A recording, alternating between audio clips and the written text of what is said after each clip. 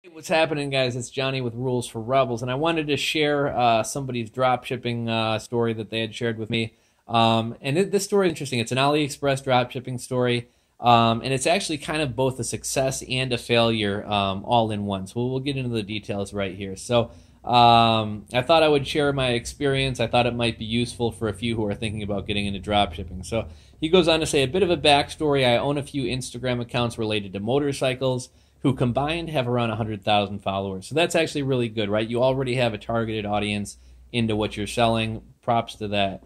I initially had planned to find a product which appeals to a very large audience, something that I could promote with Facebook video ads that would go viral. However, I was a bit unsure and had zero to spend on ads at the time.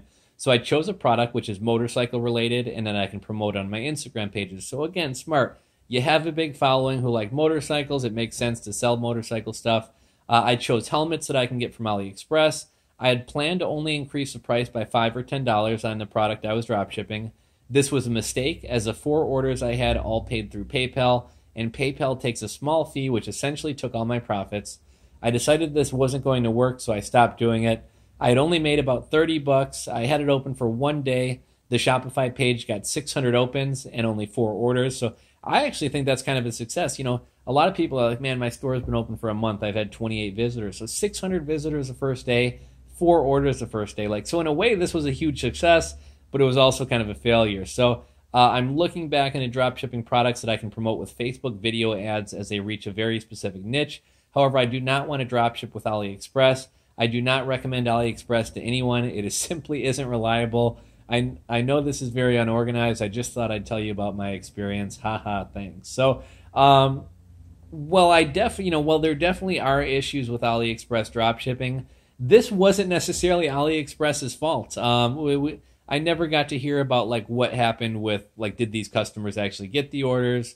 Were they complaining about delivery times, etc.? But the biggest mistake, which you guys probably already realized, is only marking up the product $5 or $10, right? Because I don't know exactly what these helmets are selling for, and we could take a peek on AliExpress.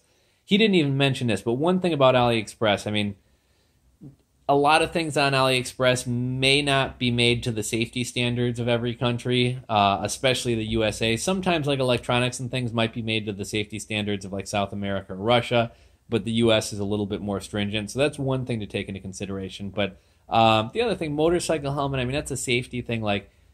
Personally, just from an ethical or moral perspective, I would want to make sure that the motorcycle helmets I'm selling are actually going to protect somebody in the event of a crash. But I mean, I'm a motorcycle rider, so I mean that's something totally unrelated. But just getting back to what he did, obviously PayPal is going to take 2.9% plus 30 cents of the transaction, so that's going to wipe out most of his profits right there. But the other thing that he didn't mention, you really got to be making better margins in it. I don't know what exactly these motorcycle helmets cost him, but let's say they cost $50, right? So you kind of have to build in that some customer, you're going to have some lost packages. You might have someone use a stolen credit card. You might have a credit card chargeback. It's business. Things are going to happen.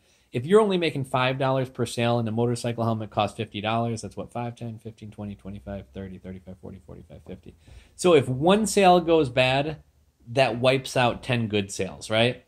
Whereas if you're buying a motorcycle helmet for $50 and selling it for $150, if one sale goes bad, you're still up $100. So, having larger margins, making more on a sale gives you a little bit of a cushion for when things go bad. And then obviously also it covers the fees of running a store. This guy's not even covering his PayPal fees, let alone paying for the Shopify store, let alone paying for the ads. So I thought this was kind of I thought we might be able to learn something from this story, from this gentleman's experience. In some ways, this was a success, right? Day one, he's driving traffic to his shop. Day one, he made 4 sales. That's pretty good.